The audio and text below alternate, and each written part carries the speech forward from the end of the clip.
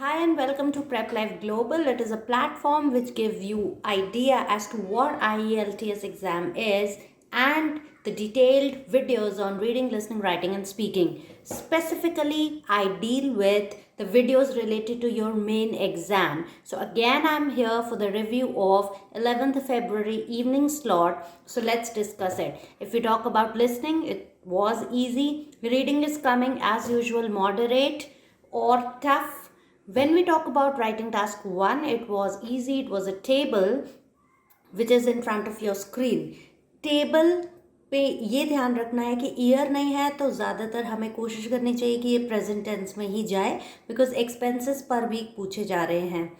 Expenses by retired single person and retired couple. So expenses, अब ये ध्यान रखिए, आपको राइटिंग टास्क 1 में अगर हायर बैंड स्कोर करने हैं तो वोकैबलरी बहुत बार रिपीट नहीं कीजिए. चलिए एक्सपेंसेस वर्ड आपने एक दो बार रिपीट कर लिया, बट उसके बाद you can use expenditure, amount spent, you can use the word amount incurred या spending by single retired person और एक्सपेंसेस.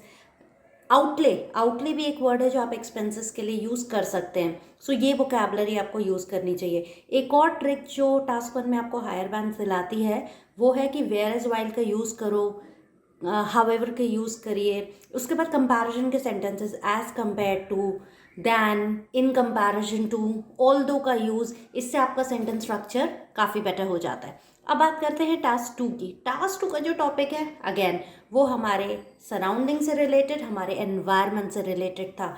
सबसे अच्छी बात है ये क्वेश्चन बहुत रिपीट होता है. कुछ टाइम पहले ये रिपीट हुआ था, अगेन ये टॉपिक फिर से आ गया कि एनवायरनमेंट की केयर गवर्नमेंट की रिस्पॉन्सिबिलिटी है, क्योंकि इंडिविजुअल्स बहुत कुछ नहीं कर सकते एनवायरनमेंट को प्रोटेक्ट करने के लिए.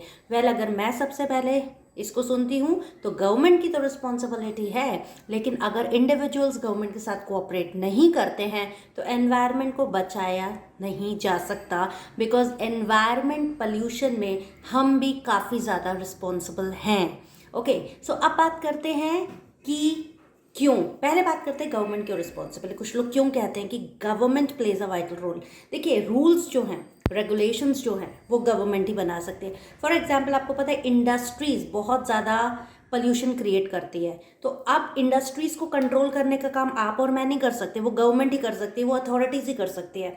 तो उस पर हैवी पेनल्टी चार्ज करने का काम हमारी गवर्नमेंट ही कर सकती है, हम नहीं कर सकते. तो यहाँ गवर्नमेंट का डेफिनेटली रोल प्ले होता है. स्ट्रिक्ट रूल्स एंड रेगुलेशंस वो गवर्नमेंट ही बना सकती है. जैसे अभी आप देखते हैं ड्राई वेस्ट और वेट वेस्ट को अलग करने का जो रूल आया है, तो अगेन वो गवर्नमेंट के लेवल पे उसी तरह का गार्बेज वैन्स आती हैं जहाँ वेट वेस्ट और ड्राई वेस्ट अलग अलग होता है. ये काम अगेन हम नहीं कर सकते, लेकिन हाँ हमारा काम भी आता है. अगर गवर्नमेंट ड्राई वेस्ट और वेट वेस्ट को अलग करने का वैन भेज रही है, लेकिन we are not putting that, segregating the waste into dry waste and wet waste, then government भी कैसे इस काम को प्रॉपरली कर पाएगी जब तक हम गवर्नमेंट के साथ कोऑपरेट नहीं करेंगे.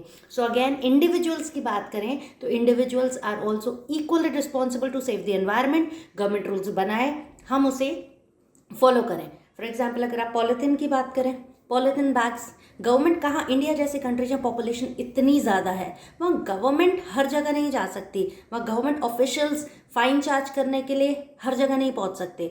तो वहाँ हमें अपने लेवल पे जूट बैग्स को यूज़ करना है, क्लॉथ बैग को यूज़ करना है, ताकि we can save the environment. Government ने रूल बना दिया कि प्लास्टिक बैग्स और polythene bags are banned, but जब तक we are not trying to avoid the use of plastic bags, government इसको कंट्रोल नहीं कर सकती. वो कंट्रीज़ जहाँ पे पॉपुलेशन कम है वहाँ फिर भी ये मैनेजेबल है, बट अगेन लोग जब तक आगे नहीं आएंगे, they not come forward, this problem can not be solve. So we all have to take care. So मैं तो कंक्लूजन में यही कहूँगी कि both government and people are responsible for saving the environment. आप दोनों में से किसी एक के साथ भी जा सकते हैं. सो और कोई व्यूज़ जो आपके दिमाग में आता है रूल्स के बारे में, तो डेफिनेटली गवर्नमेंट ही कर सकती है स्ट्रिक्ट रूल्स, क्योंकि लोगों को अगर हमें फॉलो करवाना है रूल्स तो पनिशमेंट तो होनी चाहिए, नहीं तो लोग उसे फॉलो नहीं करेंगे, इंडस्ट्रीज़ उसे फॉलो नहीं करेंगी. गवर्नमेंट ही बड़े लेवल पे जाके अलग अलग कंट्रीज़ के साथ मीटिंग करके पोल्यूशन के मुद्दे पर बात कर सकती है. इस चीज़ के लिए दूसरी कंट्रीज़ के साथ मिलकर कोई ट्रीटीज़ बना सकती है, ठीक है ना. इसलिए कुछ लोग कहते हैं कि गवर्नमेंट इज़ रिस्पॉन्सिबल. सो मेरा तो ओपिनियन ये रहेगा कि collaboration of people and government, government के सिनोनिम्स क्या हो सकते हैं? अथॉरिटीज़, कंसर्न्ड अथॉरिटीज़, एडमिनिस्ट्रेशन, तो ये वो कैब आप यूज़ कर सकते हैं। सिटीजन्स, पीपल के लिए आप सिटीजन्स यूज़ कर सकते हैं, ठीक है। So I hope this is clear to you.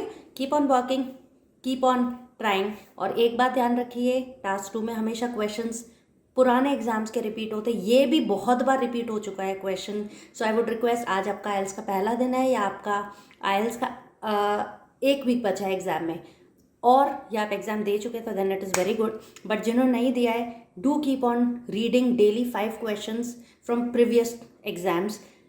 Almost 98%, 99% the same questions are repeated, या उनको ही हल्का सा ट्विस्ट दिया जाता है।